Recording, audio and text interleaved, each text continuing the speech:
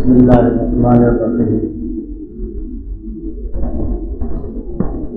الحمد للہ رب العالمین والصلاة والسلام علی سید الانبیاء والمرسلین سیدنا و نبینا و مولانا محمد وعلی آلہ و اصحابہ اجمعین اما بعد فاعوذ باللہ من الشیطان الرجیم بسم اللہ الرحمن الرحیم إنا أنزلناه في ليلة القدر وما أدراك ما ليلة القدر ليلة القدر خير من ألف شهر صدق الله العلي العظيم بزرگان محترم عزیزوں اور بھائیوں،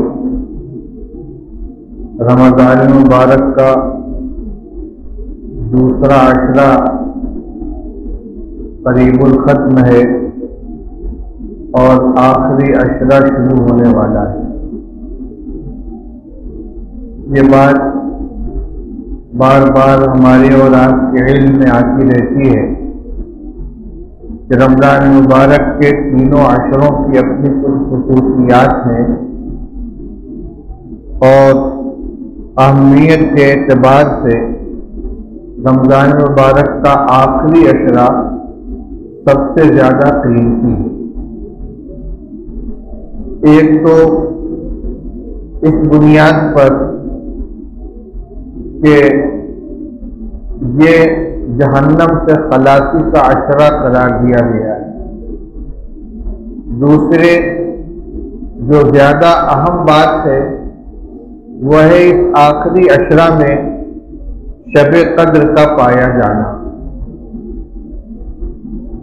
جس کی تلاش کے لیے اور جس کی عبادت کو پانے کے لیے اعتکاف مشروع قرار دیا گیا، اور نبی کریم صلی اللہ تعالی علیہ وسلم ہجرت کے بعد سے وفات تک ہر سال رمضان مبارک کے آخری عشرے کا اعتکاف فرمایا کرتے تھے۔ یہ عشرہ آنے والا ہے۔ پہلا عشرہ اور درمیانی عشرے کے یہ 6-7 دن ہم نے کس طرح گزارے، اپنے اعمال سے ہم خوب واقف ہیں، لیکن یہ قیمتی وقت جو آنے والا ہے اس کو بہرحال محنت کر کے کوشش کر کے وصول کرنا چاہیے۔ شب قدر کے سلسلے میں رسول پاک صلی اللہ تعالی علیہ وسلم نے یہ فرمایا ہے کہ آخری عشرے کی طاق راتوں میں اس کو تلاش کرو۔ آخری عشرے کی طاق راتیں کون سی ہوئیں؟ 20 تاریخ گزرنے کے بعد جو رات آئے گی وہ 21ویں رات ہوگی، اسی طرح 22 کے بعد کی 23ویں، 24 کے بعد کی 25ویں، 26 کے بعد کی 27ویں اور 28 کے بعد کی 29ویں۔ رات پہلے ہوتی ہے، دن بعد میں ہوتا ہے، تو ان طاق راتوں میں خاص طور سے زیادہ اہتمام سے عبادت کرنی چاہیے۔ ویسے یہ پورا عشرہ اہم ہے اور اعتکاف پورے عشرے کا ہوتا ہے جس میں طاق اور جفت تمام راتیں شامل ہوتی ہیں۔ اس لیے اگر ہم اس ایک عشرے کو کم سے کم اللہ کو راضی کرنے کے لیے، اپنے گناہوں سے توبہ و استغفار کے لیے، اللہ سے اپنی ضرورتیں منوانے کے لیے، اپنی آخرت کو درست کرنے کے لیے خرچ کر دیں محنت کر کے، تو انشاءاللہ بہت نفع ہوگا۔ حضرت عائشہ صدیقہ رضی اللہ تعالی عنہ فرماتی ہیں کہ رسول اللہ صلی اللہ تعالی علیہ وسلم رمضان کے آخری عشرے میں جتنی محنت فرماتے تھے اتنی محنت کبھی نہیں فرماتے تھے۔ اور ایک روایت میں یہ فرمایا کہ جب رمضان کا آخری عشرہ شروع ہوتا تھا رسول اللہ صلی اللہ علیہ وسلم اپنی کمر کس لیا کرتے تھے، شد مئزرہ، تہبند کس کے باندھ لیا کرتے تھے۔ اس کا ایک مطلب عرف کے اعتبار سے یہ ہے، کمر کسنے کا معنی ہوتا ہے محنت کے لیے تیار ہو جانا، اور دوسرا مطلب یہ ہے کہ ازواج مطہرات سے ان راتوں میں بالکل الگ رہتے تھے، تہبند کس کے باندھ لیا کرتے تھے، یعنی بیویوں کے پاس رات میں بھی نہیں جاتے تھے۔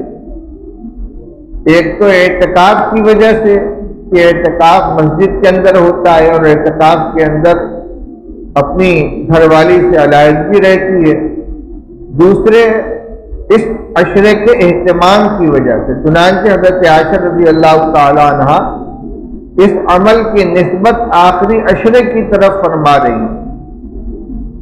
کان رسول اللہ صلی اللہ علیہ وسلم اذا دخل العشر الاواخر شد مئزرہ واحیا لیلہ وایقظ اہلہ۔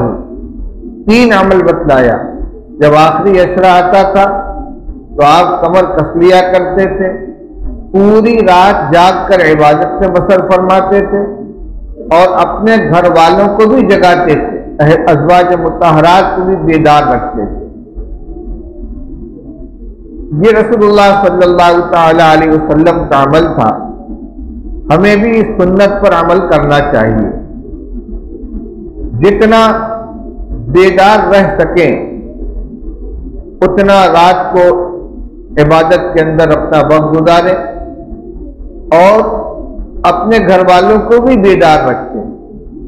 لیکن ایک بات یاد رکھیے کہ رسول اللہ صلی اللہ تعالی علیہ وسلم نے یہ بھی فرمایا ہے کہ رب قائم لیس لہ من قیامہ الا السحر، بہت سے رات کو جگنے والے ایسے ہوتے ہیں کہ جن کے حصے میں بیداری کے علاوہ کچھ نہیں آتا، یعنی جاگتے تو ہیں، سوتے نہیں، لیکن نیند قربان کر کے اس کو وصول نہیں کرتے۔ جس طرح رات گزارنی چاہیے اس طرح نہیں گزارتے، جس کی دو صورتیں ہیں۔ ایک تو یہ کہ اپنے اوقات کو یوں ہی گفتگو میں، بات چیت میں، ٹہلنے میں، ادھر ادھر آنے جانے میں آدمی گزار دے۔ دوسرے یہ کہ عبادت تو کرے لیکن کچھ لایانی کام بھی کر لے، غیبت ہے اور دیگر لہو و لعب ہے، جس کے لیے آج کل موبائل کا یہ ملٹی میڈیا موبائل کا ڈبہ، تمام لغویات کا مجموعہ، ایک موبائل لے کر آدمی بیٹھ جائے تو شام سے صبح ہو جائے، وقت گزاری کے لیے تنہا وہ کافی ہے، تمام لغویات اس کے اندر موجود ہیں۔ تو کم سے کم اس ایک عشرے میں موبائل کا استعمال بس بقدر ضرورت کیا جائے۔ ضرورت کیا ہے؟ کہیں سے فون آیا وصول کر لیا، کہیں ضروری ہوا تو فون کر لیا، اور حساب کرنا ہے، کچھ جوڑنا ہے، کیلکولیٹر استعمال کر لیا۔ باقی میسج دیکھ رہے ہیں، واٹس ایپ دیکھ رہے ہیں، اور دوسری چیزیں لایانی قسم کی دیکھ رہے ہیں جن کا کوئی نہ دینی فائدہ ہے نہ دنیاوی فائدہ ہے، تو اپنے اوقات کو ان چیزوں سے بچائیں۔ تو میں یہ عرض کر رہا ہوں کہ رات کو جاگیں لیکن جاگ کر اس کی قیمت وصول کریں، وقت کو ضائع ہونے سے بچائیں۔ اور دوسرا عمل یہ بتلایا شد مئزرہ، کمر کس لینا، یعنی اپنے آپ کو محنت کے لیے تیار کر لینا، طبیعت کو آمادہ کر لینا۔ مگر اس جاگنے میں اور محنت کرنے میں بھی اتنی زیادتی نہیں ہونی چاہیے کہ جو صبح کی فرض نماز ہے اس کی ادائیگی میں کوتاہی ہونے لگے، آدمی سو جائے یا اگلے دن کا روزہ رکھنے میں سستی آ جائے، تحمل جتنا ہو سکے کم سے کم اتنی جگائی ہو جانی چاہیے، اور اپنے گھر والوں کو بھی جاگنے میں شریک کر لینا چاہیے۔ بہت سے لوگ پوچھتے ہیں کہ شب قدر میں کیا کریں، تو کرنے کے کام بہت ہیں۔ ایک تو تہجد کی نماز ہے جس کی 12 رکعتیں ہیں، یعنی 2 سے لے کر 12 تک، اوسط مقدار 8 رکعت ہے۔ اس کا مستحب وقت بعض علماء فرماتے ہیں کہ آدھی رات کے بعد سے ہے، یعنی غروب آفتاب اور صبح صادق کا جو درمیانی حصہ ہوا۔ آدھی رات کا مطلب 12 بجے نہیں ہوتا، یہ تو کیلنڈر کی تاریخ بدلنے کا آدھی رات ہے، بلکہ شرعی دن صبح صادق سے لے کر غروب آفتاب تک ہے، اور شرعی رات غروب آفتاب سے لے کر صبح صادق تک ہے۔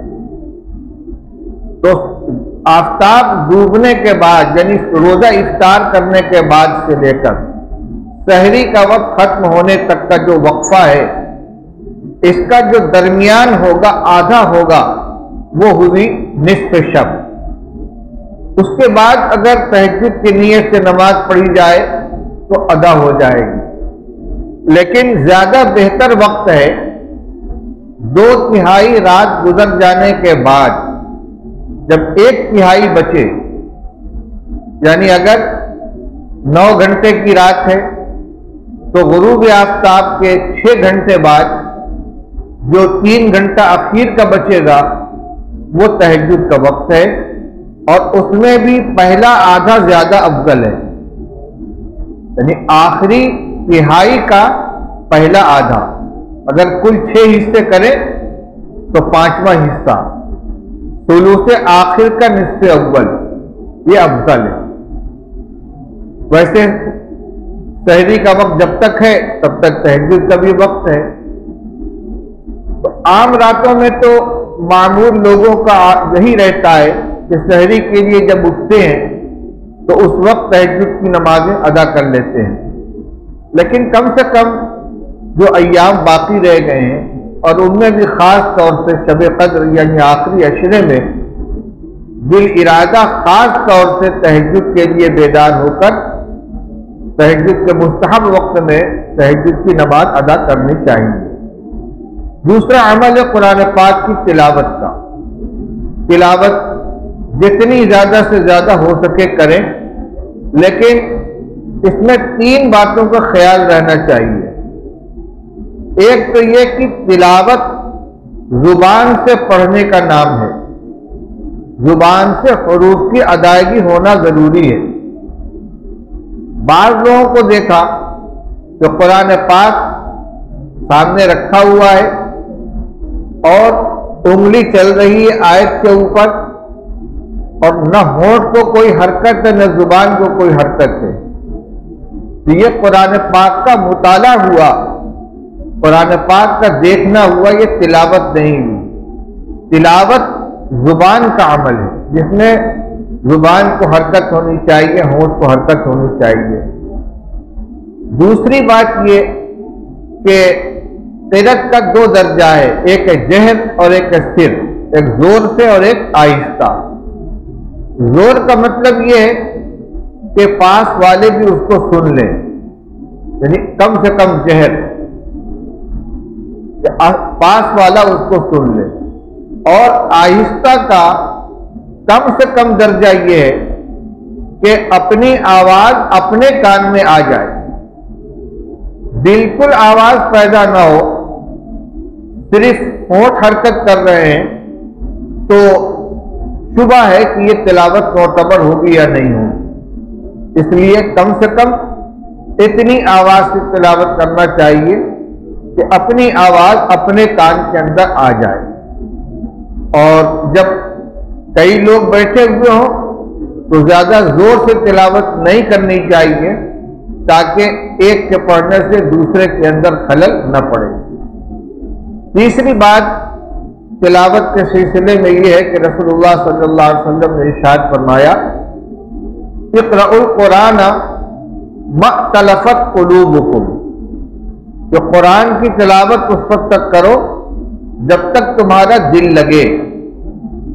طبیعت اچاٹ ہو جانے کے بعد زبردستی تلاوت نہیں کرنی چاہیے، اللہ کا کلام ہے، اور تلاوت کے آداب میں سے یہ ہے کہ جب آدمی قرآن پڑھ رہا ہو، قرآن اللہ کا کلام ہے اور اللہ ہی کے لیے پڑھ رہے ہیں، تو نیت یہ ہو کہ ہم اللہ تعالیٰ کو قرآن پاک سنا رہے ہیں۔ مولانا ابرار الحق صاحب مرزوئی رحمۃ اللہ علیہ محب السنہ، وہ اپنے خطاب میں یہ بات فرمایا کرتے تھے، بڑے لوگوں کی بات بڑی ہوتی ہے، اس میں اثر بھی ہوتا ہے۔ فرماتے تھے کہ جب قرآن لے کر بیٹھو یہ تصور کرو کہ اللہ تعالیٰ فرماتے ہیں مجھے قرآن سناؤ، دیکھے کیسے پڑھتے ہو۔ اب اس میں جب یہ تصور ہوگا کہ اللہ تعالیٰ ہم سے سننا چاہتے ہیں اور ہم اللہ تعالیٰ کو سنا رہے ہیں، تو اس میں دل جمعی بھی پیدا ہوگی، دھیان بھی لگے گا، اور ادھر ادھر جو خیالات بہکتے ہیں وہ بھی نہیں ہوں گے۔ اور یہ یقینی بات ہے کہ قرآن ہم پڑھتے ہیں، اللہ تعالیٰ سنتے ہیں، وہ تو آہستہ کو بھی سنتے ہیں، زور کو بھی سنتے ہیں۔ حدیث پاک میں آتا ہے کہ رسول اللہ صلی اللہ علیہ وسلم نے ارشاد فرمایا ما اذن اللہ لشیء ما اذن لنبی یتغنى بالقرآن یجہر به او کما قال رسول اللہ صلی اللہ علیہ وسلم۔ اللہ تعالی جتنی توجہ سے نبی کی اس آواز کو سنتے ہیں جو قرآن پاک کی تلاوت کے وقت آواز پیدا ہوتی ہے، اتنی توجہ سے کسی چیز کو نہیں سنتے۔ اور صحابہ رضی اللہ تعالی عنہم کا یہی معاملہ تھا۔ ایک واقعہ ہے، نبی کریم صلی اللہ تعالی علیہ وسلم ایک رات کو جائزہ لینے کے لیے نکلے۔ آپ صحابہ رضی اللہ تعالی عنہ کے حالات کا جائزہ لینے کے لیے نکلا کرتے تھے۔ حضرت صدیق اکبر رضی اللہ تعالیٰ عنہ کے مکان کے پاس پہنچے۔ انہوں نے اپنے مکان کے باہر ایک چبوترا سا بنا رکھا تھا اور اس کو گھیر لیا تھا۔ وہ رات کے آخری حصے میں اسی میں تہجد کی نماز پڑھتے تھے اور قرآن پاک آہستہ آہستہ پڑھتے تھے، اور اتنی آواز ہوتی تھی کہ قریب کا آدمی سن لے، لیکن اس کا شمار جہر میں نہیں تھا، آہستہ میں تھا۔ وہاں سے آپ تشریف لے گئے حضرت عمر رضی اللہ تعالیٰ عنہ کے مکان کے پاس۔ وہ بھی نماز میں قرآن پڑھ رہے تھے، بہت زور زور سے پڑھ رہے تھے۔ تو صبح کو رسول اللہ صلی اللہ تعالیٰ علیہ وسلم نے حضرت ابو بکر رضی اللہ تعالیٰ عنہ سے فرمایا کہ ابو بکر، رات کو میں تمہارے مکان کے پاس سے گزرا، تم بہت آہستہ قرآن پڑھ رہے تھے۔ انہوں نے فرمایا یا رسول اللہ اسمعت من ناجیت، اے اللہ کے رسول، میں جس کو سنا رہا تھا اس نے سن لیا۔ اسمعت من ناجیت، میں جس سے سرگوشی کر رہا تھا اس کو میں نے سنا دیا۔ اللہ کو سنانے کے لیے میں پڑھ رہا تھا، وہ اتنی آواز سے بھی سن لیتا ہے۔ رسول اللہ صلی اللہ علیہ وسلم نے ان کی اس بات کی تردید نہیں فرمائی، یعنی آہستہ پڑھنے میں جو مصلحت ان کے پیش نظر تھی انہوں نے بیان فرما دی، لیکن جو وجہ بیان کی ہے وہ اللہ کو سنانا ہے، اللہ کو سنانے کے لیے پڑھتا ہوں وہ سن لیتا ہے۔ پھر آپ نے حضرت عمر رضی اللہ عنہ سے فرمایا کہ ابو عمر تمہارے مکان کے پاس سے میں گزرا تو بہت زور سے قرآن پڑھ رہے تھے، کہنے لگے اوقظ الوسنان واطرد الشیطان، میں جو زور سے پڑھتا ہوں تو سونے والوں کو جگانے کے لیے اور شیطان کو بھگانے کے لیے، میری تلاوت کی آواز سن کر شیطان بھاگے گا اور جو لوگ سو رہے ہیں ان کی آنکھ کھل جائے گی۔ تو دیکھیے قرآن پاک پڑھنے میں نیت بھی ہوگی، صرف تلاوت نہیں ہے۔ شیطان کو بھگانا، دوسروں کو جگانا، یہ تو جہل کی وجہ ہوگی، آواز بلند کرنے کی وجہ، لیکن تلاوت کی بنیاد وہی ہے جو صدیق اکبر رضی اللہ عنہ نے بیان فرمائی، اللہ کو سنانے کے لیے میں پڑھ رہا تھا۔ تو میں یہ بتلا رہا تھا کہ مولانا ابراہیم صاحب رحمۃ اللہ علیہ نے فرمایا کہ قرآن پڑھنے کے لیے جب بیٹھو تو یہ تصور کرو کہ اللہ تعالیٰ فرما رہے ہیں مجھے میرا کلام پڑھ کر سناؤ، دیکھو کیسے پڑھتے ہو، اس تصور کے ساتھ بیٹھیں اور دھیان اللہ کی طرف ہو کہ اللہ کا کلام اللہ کو سنا رہے ہیں۔ اتنا تیز نہ پڑھیں، مقدار بڑھانے کے لیے رفتار اتنی تیز نہ کریں کہ حروف صحیح ادا نہ ہو سکے۔ حدیث پاک میں رسول اللہ صلی اللہ علیہ وسلم کی تلاوت کا طریقہ بھی بیان کیا گیا ہے کہ آپ ایک ایک لفظ واضح طور سے ادا فرمایا کرتے تھے، بسم اللہ الرحمن الرحیم، بخاری شریف میں پڑھ کر بتلایا ہے راوی نے کہ ایک ایک کلمہ آپ الگ الگ پڑھا کرتے تھے۔ اور قرآن پہ اللہ تعالیٰ نے فرمایا قرآن فرقناہ لتقرأہ علی الناس علی مکث ونزلناہ تنزیلا، ہم نے قرآن تھوڑا تھوڑا کر کے نازل کیا ہے تاکہ آپ لوگوں کے سامنے ٹھہر ٹھہر کر پڑھیں اور لوگوں کو سنائیں۔ تو آداب میں ایک ادب یہ بھی ہے کہ صرف مقدار بڑھانے کے لیے رفتار اتنی تیز نہیں کرنی چاہیے کہ حروف کی ادائیگی بھی صحیح نہ ہو سکے، چاہے تراویح میں نماز میں قرآن پڑھا جا رہا ہو چاہے تلاوت کے اندر۔ تو میں یہ عرض کر رہا تھا کہ اس رات میں کرنے کے کام کیا کیا ہیں۔ تہجد کی نماز ہے اور اس کی تو رکعتیں متعین ہیں، لیکن مطلق نفل کی تعداد متعین نہیں ہے۔ چنانچہ اکابر اور مشائخ کے حالات میں کثرت کی یہ بات ملتی ہے کہ وہ 100 رکعت روزانہ پڑھتے تھے، کوئی 500 رکعت پڑھتے تھے، تو دو رکعت یا 4 رکعت کی نیت باندھتے رہے، پڑھتے رہے۔ 8 رکعت تک کی گنجائش ہے آخری درجہ ایک سلام سے، لیکن معمول یا تو 2 رکعت ہو تو زیادہ بہتر ہے، اور اگر کوئی تھوڑی سی سہولت چاہتا ہے تو 4 رکعت کی نیت باندھ لے۔ تو 4 رکعت نفل پڑھتے رہیں، جتنا ہو سکے پڑھیں۔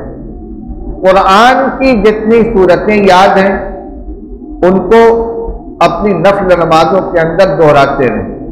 جو حضرات حافظ ہیں اللہ کی بہت بڑی نعمت ہے ان کے پاس، نماز میں قرآن پاک کا دور کریں۔ جس طرح تراویح میں پورا قرآن پڑھتے ہیں، نفل کے اندر بھی پورے قرآن کا کم سے کم ایک دور ہونا چاہیے، لیکن جو حافظ نہیں ہے وہ سورتیں پڑھیں۔ اچھا، نفل نماز میں اس کی بھی گنجائش ہے کہ ایک رکعت میں سورہ فاتحہ کے علاوہ ایک طرف سے مسلسل سورتیں پڑھ ڈالیے۔ والعادیات اذا زلزلت الارض زلزالہا سے شروع کیجیے اور آ جائیے انا اعطیناک تک، اور پھر قل یا ایھا الکافرون سے لے کر قل اعوذ برب الناس تک۔ تو میں نے مثال کے طور پر یہ بات کہی، اور جس کو مختلف رکوع یاد ہو ان کو پڑھے۔ یعنی قرآن ایک ہے نفل پڑھنا، ایک ہے نفل میں قرآن پڑھنا، یہ مستقل عبادت ہے۔ لہذا حفاظ تو تہجد میں اور نفل نماز میں قرآن پاک کی تلاوت کا اہتمام کریں۔ جو حافظ نہیں ہیں ان کو جو سورت یاد ہے، کچھ لوگوں کو سورہ یاسین یاد ہے، کچھ لوگوں کو عما یتساءلون یاد ہے، کچھ لوگوں کو سورہ تبارک الذی یاد ہے، آیت الکرسی ہے، سورہ بقرہ کا آخری رکوع ہے۔ اس طرح کی جو آیتیں یاد ہیں ترتیب کے ساتھ ان کو پڑھتے چلے جائیں۔ تو نفل نمازیں پڑھیں، تہجد پڑھیں، قرآن پاک کی تلاوت کریں، اور اگر ہمت ہو تو صلاۃ التسبیح ادا کر لیں۔ کم سے کم اس پورے عشرے میں ایک مرتبہ ضرور ہو جانی چاہیے صلاۃ التسبیح۔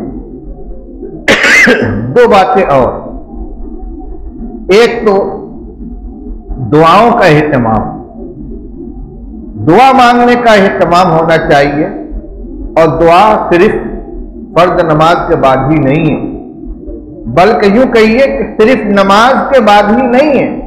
عام طور سے لوگ نماز سے فارغ ہونے کے بعد دعا مانگنے کا اہتمام کرتے ہیں، وہ ٹھیک ہے، لیکن خالی وقت میں بیٹھے ہوئے ہیں، تلاوت سے فارغ ہوئے یا ویسے ہی بیٹھے ہیں، مسجد میں پہلے آ گئے ہیں، یا رات کا آخری وقت ہے، ہاتھ اٹھا کے دعا مانگے۔ دعا میں یہ نہیں سوچنا چاہیے کہ مجھ کو دعا مانگنا نہیں آتا۔ اپنی دین دنیا کی ساری ضرورت اللہ سے مانگے۔ بچہ اپنی ماں سے کوئی چیز مانگتا ہے، اپنے ابا سے کوئی چیز مانگتا ہے تو وہ عبادت بناتا ہے، عبادت آرائی کرتا ہے؟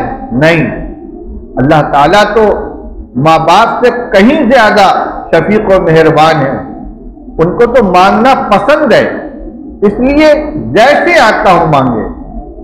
ہم دعائیں کرانے کا تو اہتمام کرتے ہیں، لیکن دعا کرنے کا اہتمام نہیں کرتے، دعائیں کرنی چاہیے۔ آخری بات یہ، حضرت عائشہ صدیقہ رضی اللہ تعالی عنہا نے رسول اللہ صلی اللہ علیہ وسلم سے پوچھا تھا کہ یا رسول اللہ، اگر مجھے معلوم ہو جائے کہ شب قدر کب ہے تو میں کیا دعا مانگوں؟ تو آپ نے فرمایا یوں کہو، اللہم انک عفو تحب العفو فاعف عنی، اللہم انک عفو تحب العفو فاعف عنی۔ حضرت شیخ رحمۃ اللہ علیہ نے لکھا ہے کہ اللہ تعالیٰ کا یہ دستور ہے کہ جو چیز جتنی زیادہ ضرورت کی ہوتی ہے اتنی آسان کر دی جاتی ہے، جیسے ہوا اور پانی کو اللہ نے آسان کر دیا ہے، یہ کلمہ طیبہ جو سب سے زیادہ ضروری ہے سب سے آسان کر دیا ہے۔ تو پھر شب قدر میں اللہم انک عفو تحب العفو فاعف عنی جو ایک سطر کی بھی دعا نہیں، اس سے بھی مختصر ہے، اس کا یاد کر لینا اور اس کا پڑھنا ہر ایک کے لیے آسان ہے۔ پھر یہ کہ یہ کب شب قدر ہے یہ تو ہم کو معلوم نہیں ہے، اس لیے پورے عشرے میں اس دعا کا اہتمام ہونا چاہیے، اور آخری عشرہ ہونے کے اعتبار سے چونکہ جہنم سے خلاصی کا عشرہ ہے، اللہم اجرنی من النار، اللہم عاتق رقبتی من النار، اللہم انی اسألک الجنۃ واعوذ بک من النار، ان دعاؤں کا بھی اہتمام کرنا چاہیے، اور دعا جتنی زیادہ عام ہوتی ہے اتنی زیادہ قبول ہوتی ہے۔ حدیث میں آتا ہے کہ کوئی مسلمان دوسرے مسلمان کے لیے جب اس کے غیر موجودگی میں دعا کرتا ہے اس کے پس پشت تو اللہ تعالیٰ اس کو ضرور قبول فرماتے ہیں۔ بلکہ حدیث میں یوں ہے کہ فرشتہ کہتا ہے کہ آمین ولک مثلہ، تم نے اپنے بھائی کے لیے جو دعا مانگی ہے اللہ اس کو قبول کرے اور تم کو بھی یہ چیز عطا فرمائے۔ ہم اپنے لیے مانگیں گے، ہم گناہگار ہیں، معلوم نہیں وہ قبول ہوگی کہ نہیں ہوگی، تو جو ہمیں چاہیے دوسرے تمام مسلمانوں کے لیے مانگیں، انشاءاللہ ہمیں بھی وہ ضرور مل جائے گی۔ اللہ تعالی ہم سب کو عمل کرنے کی توفیق عطا فرمائے۔ وآخر دعوانا الحمدللہ رب العالمین۔